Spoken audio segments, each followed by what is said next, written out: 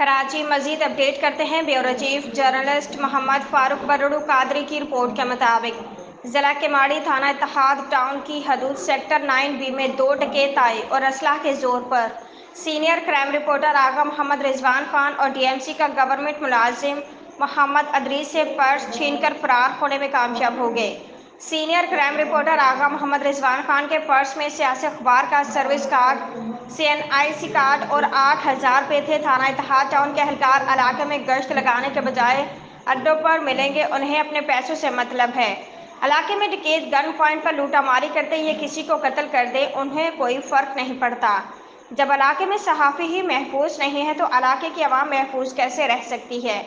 थाना इत्तेहाद टाउन के इलाके में आए दिन कोई ना कोई शहरी मोबाइल या नकदी रकम से महरूम होता है, मगर थाना इत्तेहाद टाउन पुलिस एहलकार और अफसरान को कोई फ़र्क नहीं पड़ता।